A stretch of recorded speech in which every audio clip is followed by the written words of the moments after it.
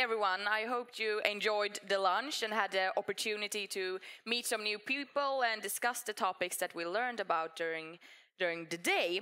We now have an exciting book launch ahead of us.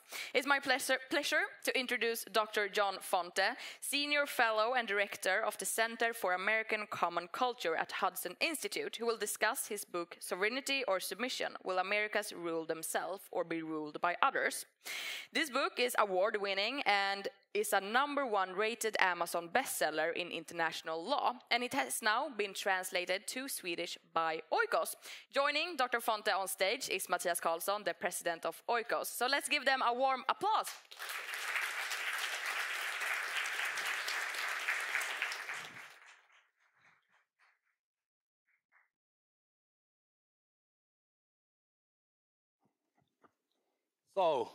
So nice to have you here, John. Thank you. It's a pleasure to be here. It's been a travel Lovely since location. we first met in Washington, I think. Welcome to Sweden. Thank you. Thank you also for giving us the opportunity to translate your marvelous book on a very, very important topic. As we heard, your academic credentials are very impressive. But I wanted to start by asking you to give the Swedish audience a chance to get to know you a little better. So, who are you? I was born in Cleveland, Ohio, and my grandparents on all sides were Italians, actually from Sicily.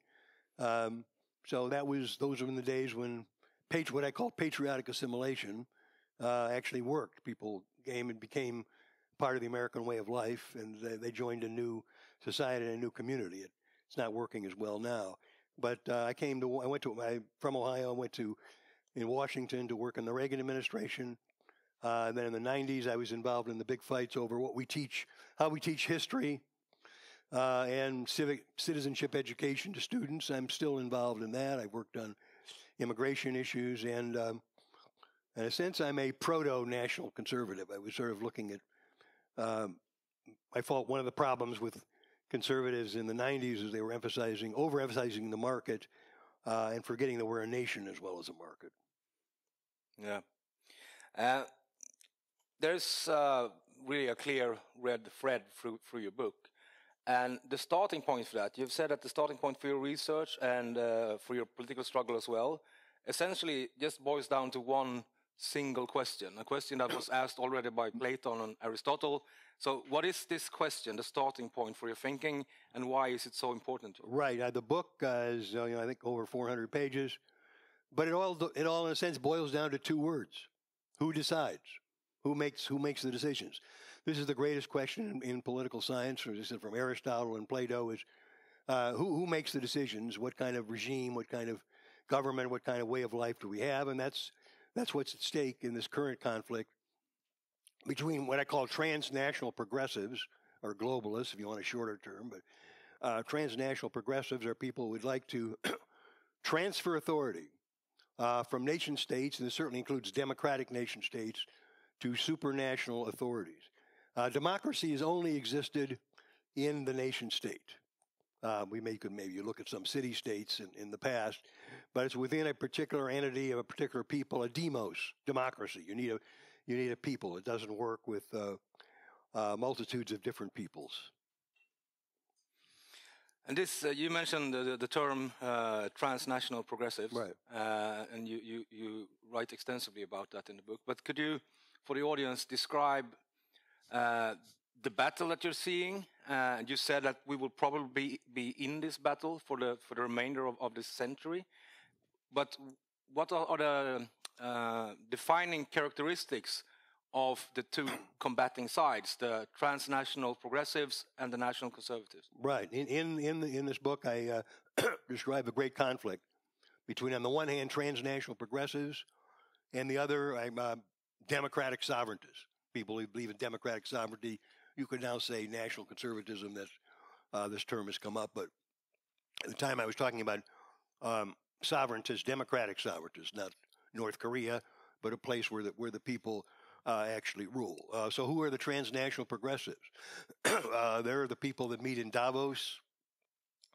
They have an infrastructure. They have institutions, and so they're people that material benefit. You could say transnational progressivism is driven by two things, by ideology and by interests. The ideology is what we call substantive equality, equality of result for groups that, let's say women make up 50% of the population, then 51% of all Air Force pilots should be women, regardless of anything else. And we've seen this ideology grow. So that's the ideological part, but there's the interest. There's people that benefit, bureaucrats at the UN and the European Union. Major American universities now basically consider themselves global institutions, not American institutions. You see NYU, you see a big banner.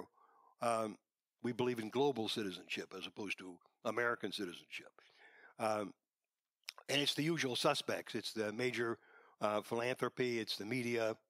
All these people have now essentially transnational progressives, and it's in their interest to do so. They also have this ideology, and it's the ideology's evolved. When I wrote the book, I was talking about multiculturalism, adversarial multiculturalism, meaning multiculturalism that challenges the nation, that challenges the nation state, that denigrates the nation as opposed to affirming it. Not the benign multiculturalism of ethnic parties and picnics. That's not a problem. But this multiculturalism, adversarial, goes by different names, right? It became political correctness. It became identity politics. It's become woke now, or woke progressive. So what it does is challenge the liberal democratic nation state. It actually challenges, because it would transfer authority away from the people, the demos, and toward external forces. So this is the great conflict. I think it's going on, and it's going to continue for decades. It'll be the great conflict of the 21st century. So the West, while it's worried about China and Russia and Iran, and those are external threats, there's this internal threat in the West, which is the Western progressives, Western woke, which it's gotten worse over the last 30 years. So in a sense, we're fighting a two-front war, or global politics itself should be viewed through bifocal lenses. So you've got the lenses, you're looking out at, okay, there's China and Russia out there, and they're a problem. But internally, the people who are transforming the universities, who don't know the difference between men and women, who are attacking all traditional values, there is much of a threat, and it's existential, without exaggeration, meaning it is an issue of the existence of Western civilization. My final chapter was on the possible suicide of Western civilization.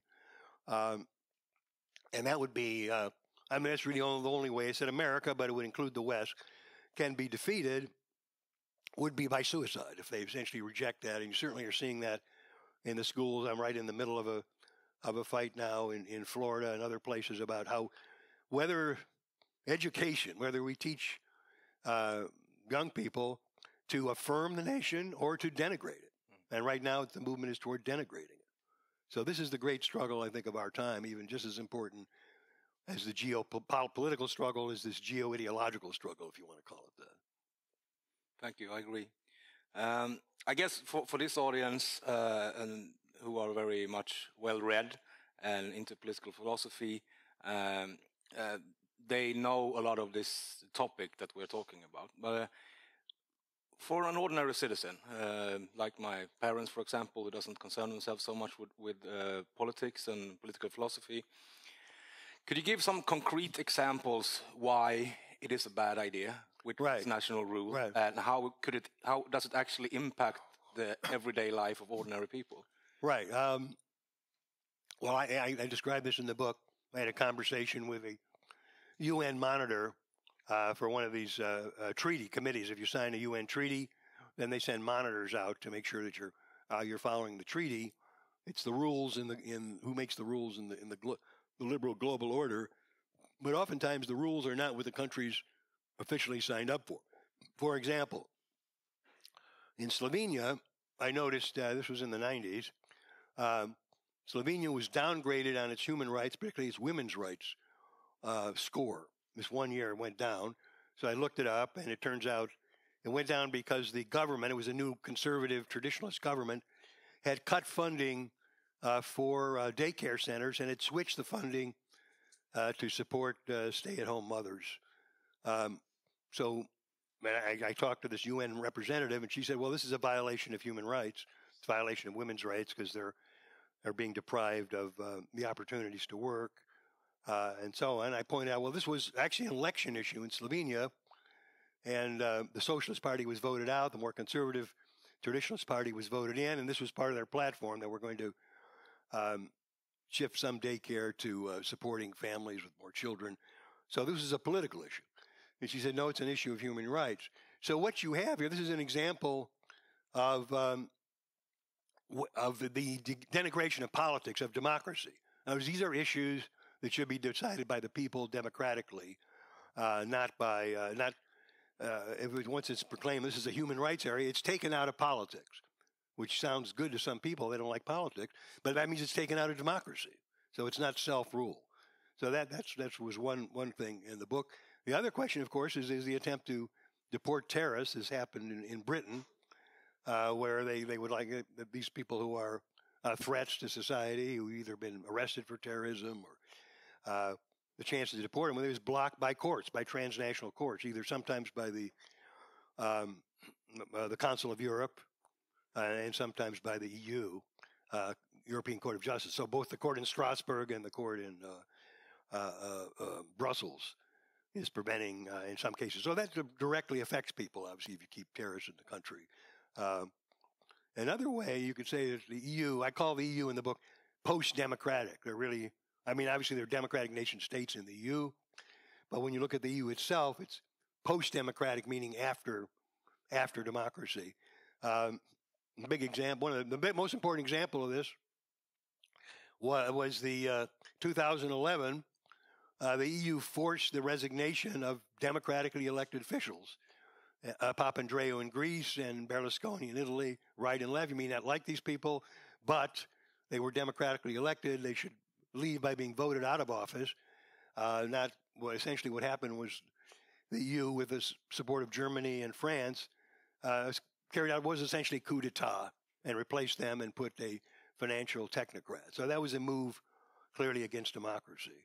By then, and even minor things, people are affected. In Scotland, they can't make haggis the traditional way anymore, so that's not a big deal maybe for some people, but people who were making it, or in the restaurants, and the people who enjoyed it, that was part of their tradition. So one of the reasons that Britain got out of had Brexit and got out of the EU was over 50% of their laws were implemented in the EU by the European Commission, not even by the European Parliament, but by a transnational bureaucratic party. So it affects everybody. Certainly affects truck drivers in Britain with the rules that they had, and it's not a joke. It's effective across the board. You have a very strong passion for democracy. Everything you speak about, everything you write about is about, I would almost say, a love for democracy. Where did that come from? Why is this so important to you? Well, I guess I'd qualify that a little bit. I'm talking about constitutional democracy. It's not the people, 51% of the population jams what they want through 49% of the others, but a constitutional, or what used to call liberal democracy, where the individual rights, free speech, all of these are included. Well, really, this is the best regime. One of the reasons, one of the triggers for this book was the Frank Fukuyama argument. Most of you have heard of it. That when Fukuyama wrote in 1989 that liberal democracy was the end point of political science, the evolution. We had monarchy, we had aristocracy, we had absolutism, we had limited government. We had a limited voting where not everybody voted, so it wasn't a total democracy. But he said now the fall of the Soviet Union meant that liberalism and democracy would not have any more challengers. Well, what happened, of course, is that both of these systems morphed into something else. Liberalism became, instead of supporting free speech, it's now challenging free speech. So I would call it post-liberalism, after liberal. So liberalism became post-liberal.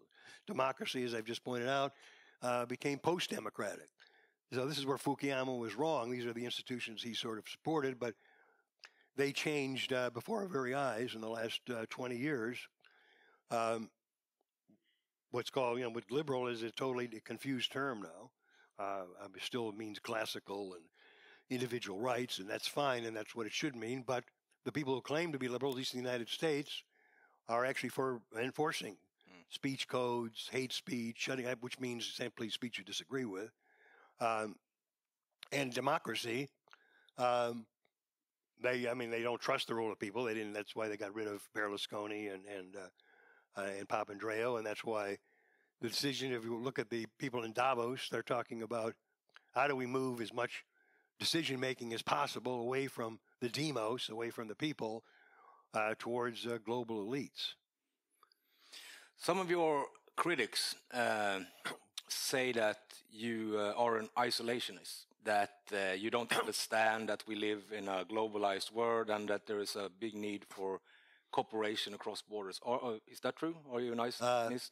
No, of course not. I explain this well in the book. I just say there's three ways of, there's of course isolationism, but there's a couple of ways of looking at what's going on. There's internationalism. First of all, I support internationalism. Inter, that means between. That means nations have always cooperated, or they've not always, but they've acted together. And we've had international organizations that do a good job. The first one was the International Postal Service, going back to the 19th century. And now you have NATO. That's an international organization. I'm in favor of it. It's not. This is not a question of isolationism. And we have, certain institutions, the World Bank, International Monetary Fund, that their purpose was to serve the nation states. The United Nations was to serve the nations. It wasn't called global governance. It was called United Nations. The purpose of this was to serve the nations. It sort of changed where they're taking more power. Something like the WTO, the World Trade Organization, was supposed to facilitate trade, but now more power is being taken by this organization. So I'm for internationalism, but not for transnationalism, which would be across nations, or supranationalism, which would be above. So we can make a clear distinction. On the one hand, internationalism, transnationalism, somewhat blurry, but it's across nations, and then supra is above. So that's how I would describe it. It has nothing to do with, there are people who are isolationists. I don't know too many, but that's not the case. Absolutely don't believe that. You have a whole chapter in your book about migration and assimilation, and you mentioned when we started here your personal background, right, and what you call the patriotic assimilation. Right. How does the question of migration, who has been at the center of Swedish politics now for decades, how does it play in this struggle between transnational progressives and conservatives or sovereignists, and how do you see the possibilities of assimilating the large minorities that is now currently in Sweden and other places in Europe? Well, in the United States, we had a very successful immigration policy. It was called Americanization. So people were that was the absolute that was the goal to not to people to retain their own cultures, but actually to be assimilated patriotically, meaning embracing the American nation state. I mean, they could have their own food and that sort of thing. We're not talking about that, but be politically assimilated. And we were rather successful, but slightly less so. Essentially, less so in recent years. Well, first we can look at the principle of, there's three ways to handle migration, right? Three ways. One is three ways of who decides. Three groups can decide. One is that the migrants decide on their own. They just go. They're there without the consent of the people in the country many times, but that's their right. They can. That's a so-called right that many human rights activists support. That people are allowed to leave the country and also move, regardless of what the host country says. So that's one way. The migrants decide. Second is transnational or supranational organizations decide, like the UN Migratory Commission Migration Authority works out some issues, or in the European Union, they work out a quota system. So this European bureaucrats would work it out. There might be some negotiation. But again, migrants are there then without the consent of the people in the nation state. So you have the migrant deciding, you have the supranational organizations deciding. Both are sort of anti-democratic, non-democratic. The third way is the people in the country themselves decide how many immigrants they're going to take, if any, what their policies are going to be.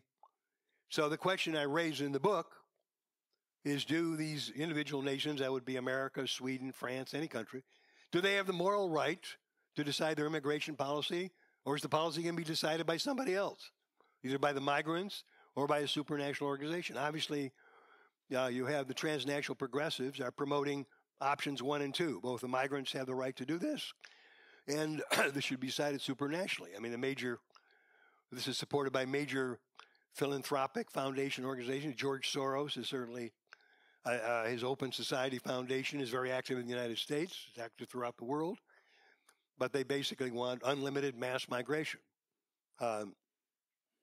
Again, this is without the consent of the people. So it's a direct attack on the whole concept of government by consent of the people. But powerful forces in the EU are doing this. And as the question about assimilation, that probably depends upon the numbers. If you have 2% or 1% coming, people can be assimilated. If you have overwhelming mass groups of people from a different culture, then assimilation is going to be difficult. It was difficult for Americans, actually, in the 20th century. We had 2 ways of doing it. The first was this Americanization program that started 1880s, 1890s, when my relatives came from Italy. But they had to learn English. They had to the American flag up in the school, take the Pledge of Allegiance. Their loyalty was not to the Kingdom of Italy; it was to the United States. They learned about Teddy Roosevelt, all these American heroes. Okay, we did that for about 30 years, 1890, let's say 1920s, and we figured after World War I, we figured, well, assimilation is still not working as much as we wanted to. So restriction laws were passed in the United States, 1921, 1924, which restricted immigration. And a lot of people are complaining about that now. Say, well, this is horrible. It was based on ethnicity, and people were kept out of the country. But what it did produce was the unifying factor. You see this in American movies of World War II, the Italian kid from Brooklyn, or the Jewish kid from New York City, or the Oklahoman out west, or Polish American from Chicago. And all these people were in the same unit, and they were all fighting together, and they were all fighting the bad guys, the Nazis, and they were patriotically assimilated. Well, that was partly due to this immigration restriction, although people now attack it and say this was bad. Well, in some sense, some of the people did have bad motives. But the end result was an assimilation process. Now, in Western Europe, when you have masses of millions of people coming without the consent of the governed, and from totally different cultures that want to replicate their cultures here as opposed to adopting the Western culture, then obviously it's a problem. And a country has a right to say, no, actually we're not for that. We're not for adversarial multiculturalism. We're for assimilation, but it has to be in the numbers that make it possible, and maybe from the culture that makes it possible. So it's going to be one of the big issues, obviously. It's part of this global conflict between democratic sovereignty and transnational progressivism or global governance. Is how we handle immigration, and in the end result, and what our side misses a lot is the moral argument that we have the right to rule ourselves. We have the right to say who comes and who doesn't come. I completely agree. Thank you so much for your insights. It's always a delight to listen to you, and I really recommend everybody to read your book. It's very, very valuable. It's very well thought through, and even people who may not disagree with you, I think, could have a great value of actually reading your book and trying to understand the moral, the philosophical arguments that you present there. And also to the viewers who will look at this afterwards, I just go to our webpage and order the book. And for you who are here, you might have the chance to even maybe have an autograph. We have a few minutes left, and I thought that we could take some questions from the floor, if there are any. John?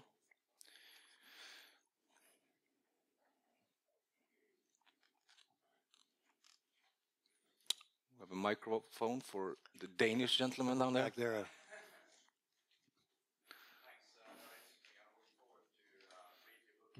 I have one question for you. The freedom of speech, which of course is the basic for the working democracy. In the United States, are there a threat against the freedom of speech? That's a simple question. Yes.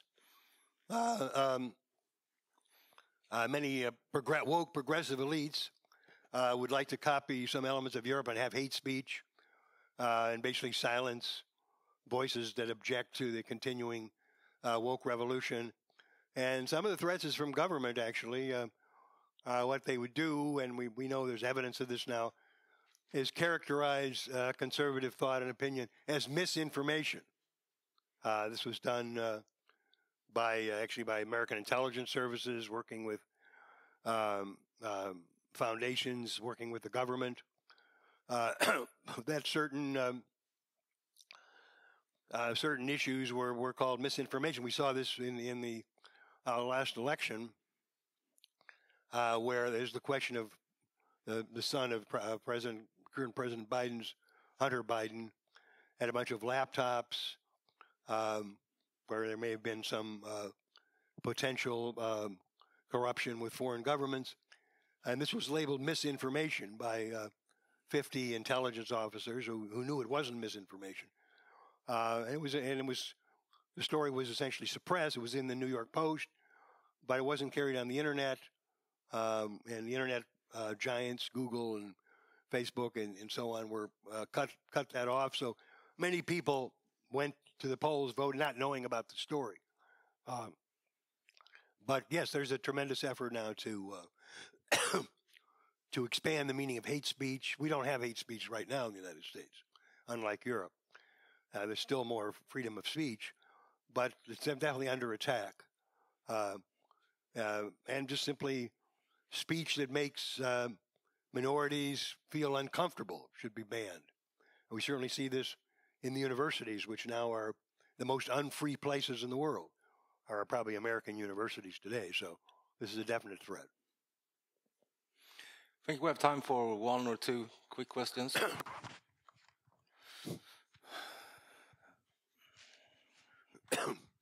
Thank you, Professor. Rodrigo. Some curveball from Rodrigo now.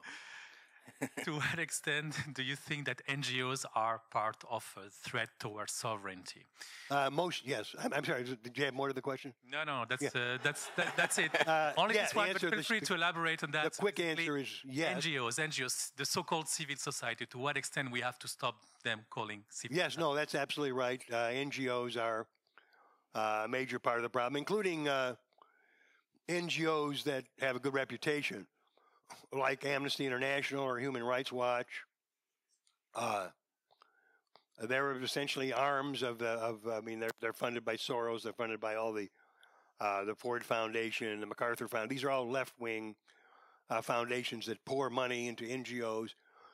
They're called civil society, but nobody elected them. I mean, what matters really is elected parliaments, not people who claim to speak for civil society without being elected, but just funded by American billionaires. And you have these NGOs operating in Hungary or in Israel, where they're trying to actually undermine the security of the state. I mean, that's happening. It's one of Netanyahu in Israel. One of his arguments with the NGOs is they're openly supporting the Palestinian forces. They're openly seeking to handicap, to weaken and limit the security forces of Israel. Same thing happened in a sense with the United States. And they moved beyond their mission. Human Rights Watch now is not simply, it was founded in the 70s to sort of fight communism, which made perfect sense. But now it's promoting gender ideology, and it's expanded its mission. It's just simply a progressive organization. So they claim the moral high ground, NGOs, but they're not. It's a special interest group which doesn't speak for the people in the country. So yes, they are a problem. One last question, quick.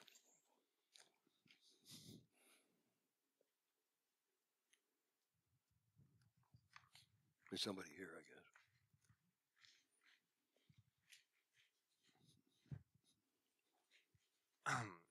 So why do you think this transnational agenda that is supposedly cares about and is driven by love for human rights is so overly focused on the West and not on countries like China? And I didn't get the whole question.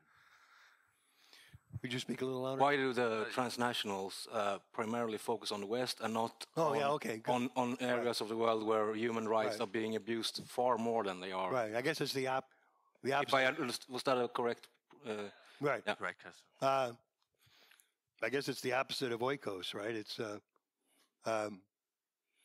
oikophobia. Criticism of your own. You're looking there, and that's right. They're not really concerned with actually foreign countries or what human rights situation is in foreign countries. They're more concerned with overthrowing or delegitimizing and denigrating their own societies. So it's a form of oikophobia, opposition. I don't know if it's hatred. For some cases, it's hatred or a certain embarrassment.